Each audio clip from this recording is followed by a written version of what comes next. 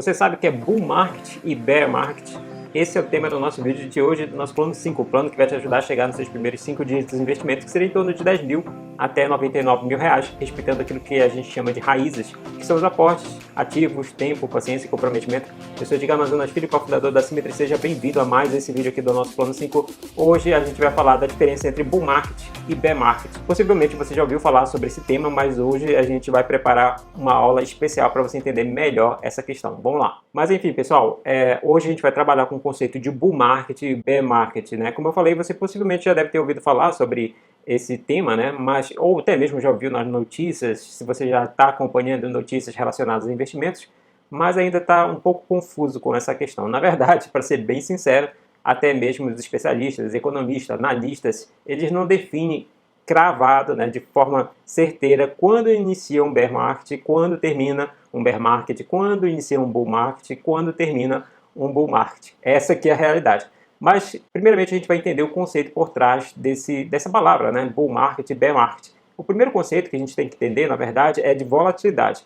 Volatilidade, para você que acompanha o plano 5 aqui, a gente fala uma vez ou outra sobre esse tema, né? Um tema que a gente gosta porque, na verdade, as nossas soluções, as soluções quant que a gente desenvolve, por exemplo, o método VAPT, também utiliza a volatilidade ali para a gente, é uma parte lá do nosso modelo para a gente utilizar na decisão, né? No processo de decisão de quais seriam os ativos interessantes para você investir. Sejam ações, fundos imobiliários, stocks, REITs ou mesmo ETF.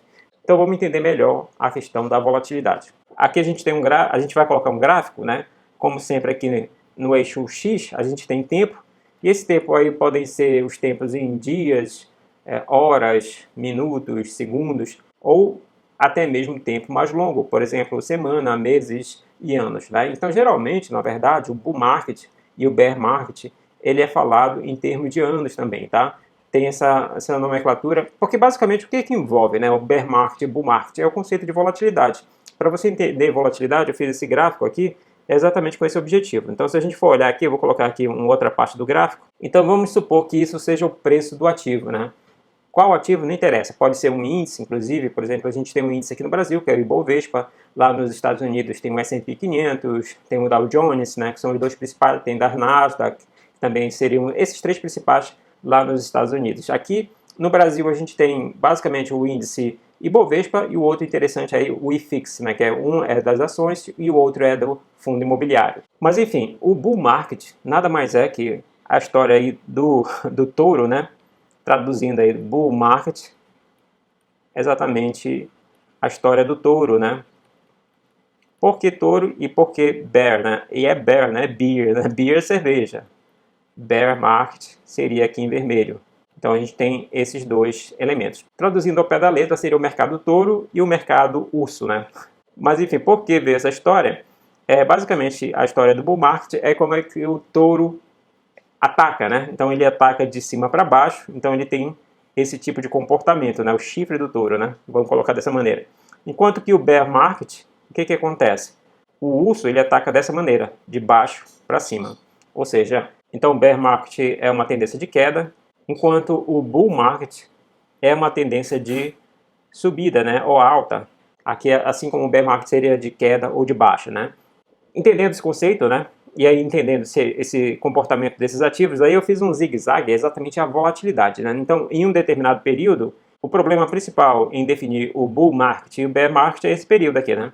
Por exemplo, eu fiz bonitinho, né? Quase que metade, né? Então, aqui de um período inicial, vou chamar aqui T0, até um período T1, ele está em bull market, ou seja, está em alta, está em subida. Enquanto que no período de T1 até um período aqui, vamos supor aqui T2, ele está em bear market, ou seja, está em queda, está em descida.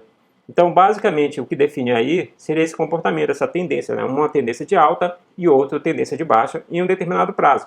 Como eu falei, esse período aí geralmente vai ser um longo prazo, né? Longo prazo aí que a gente está falando em anos. Porque o que acontece, né? Se a gente for olhar, né, essa questão da volatilidade, ela existe independente do tempo, né? Por exemplo, se você está considerando um determinado ativo, ele está sendo negociado, ele pode estar sendo negociado aí a cada minuto, a cada 15 minutos, a cada hora, a cada dia, né? Então ele vai variando.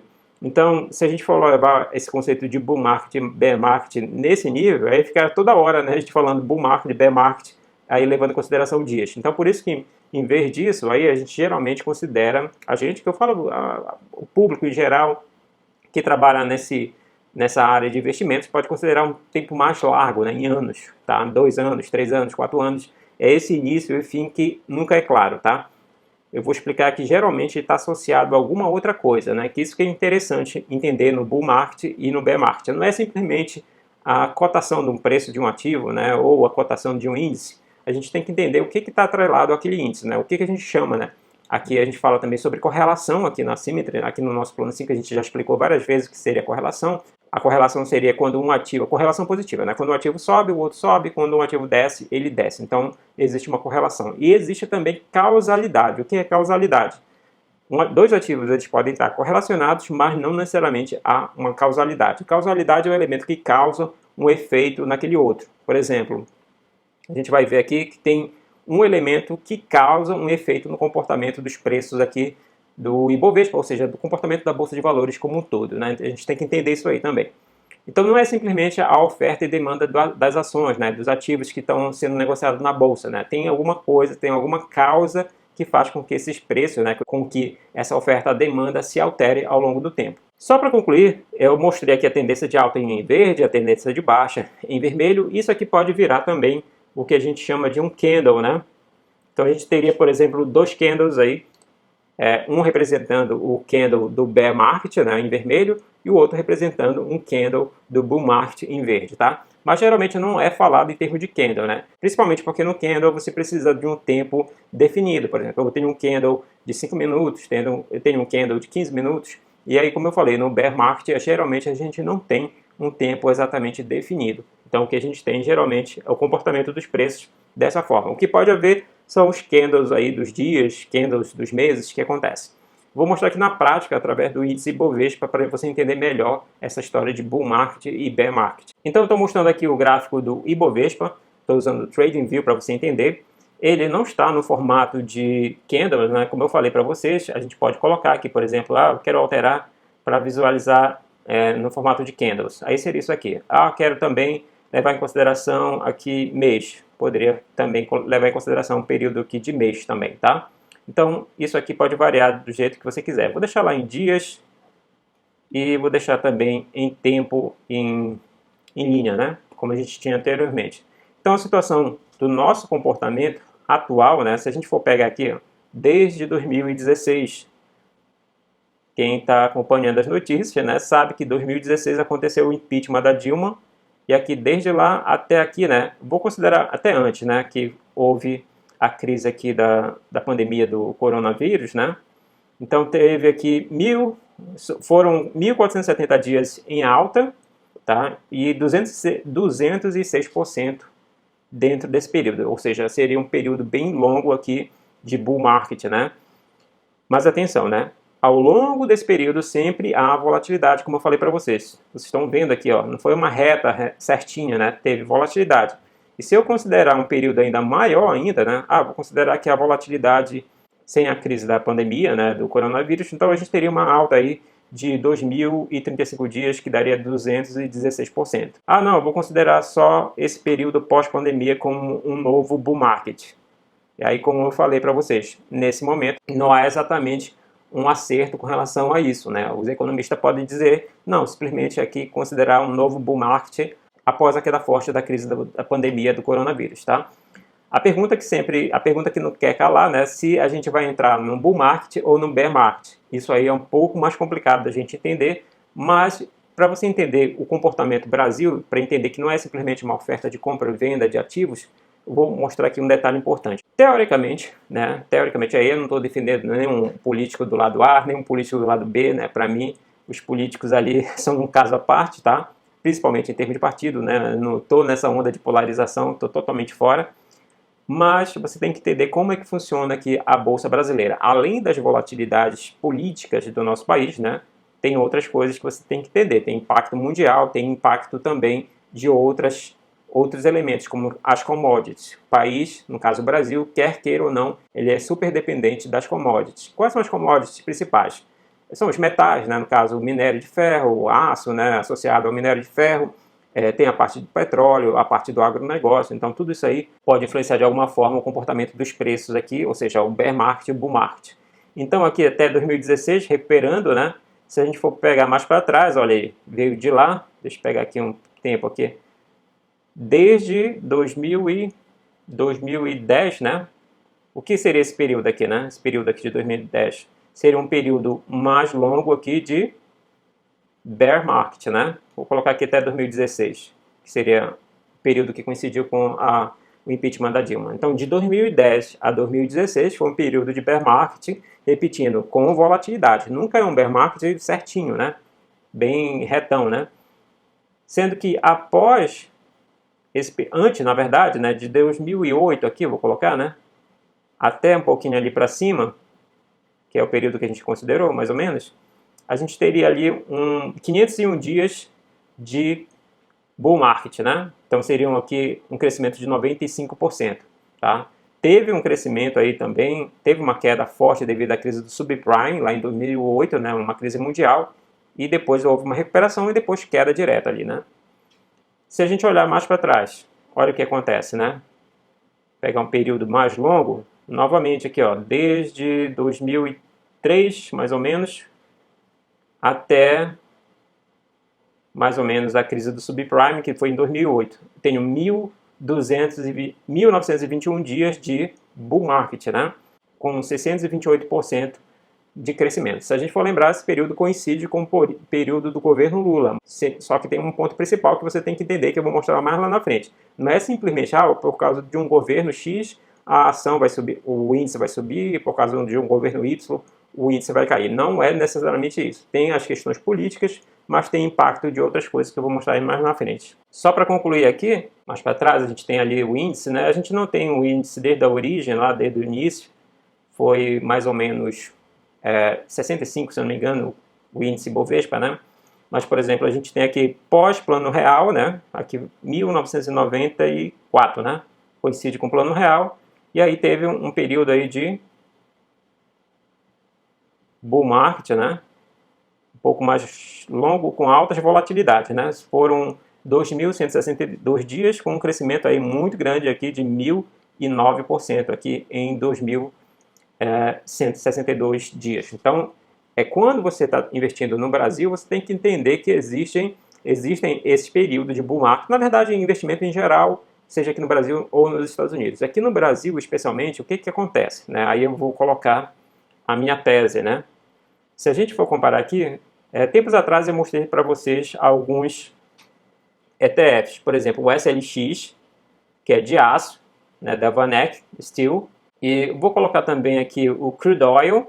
O Crude Oil é o óleo cru, né, que seria o petróleo, né? Então, se a gente for olhar aqui, a gente consegue enxergar que existe uma correlação, tá? E não é simplesmente uma correlação, pode haver uma causalidade, ou seja, aquele preço do petróleo impacta no índice, tá? Porque se a gente for olhar o índice, que nada mais é que a composição de várias empresas, dentre elas a Petrobras tem uma participação muito grande. Então, o preço, aí vamos colocar o SLX, no caso é um ETF que envolve a parte de aço, né? E o crude oil, aqui em azul mais claro, é o petróleo, né? Então a gente vê que tem uma correlação forte. Aí, por exemplo, em 2003, quando o Lula assumiu, teve um crescimento muito forte do Ibovespa, mas porque coincidiu também com o crescimento do crude oil, né, que é o preço do petróleo. Então, coincidiu o governo X com o crescimento do petróleo. E aí, obviamente, se beneficia com essa questão. Aqui em laranja, começa a aparecer o steel, né, que seria o aço. O SLX nada mais é que um ETF desse setor de empresas de aço, né? Obviamente, quem poderia se beneficiar com aço? A Vale, né, que a Vale vende minério de ferro que vai ser utilizado no aço. Então aqui desde 2007, se a gente for olhar, ele tem uma forte correlação, está tudo correlacionado aqui. O SLX, que é aço, o oil, né, que seria o crude oil, o petróleo, e o índice Bovespa. Caiu ali em 2008 e se recuperou depois, olha a recuperação. Olha o que acontece, né?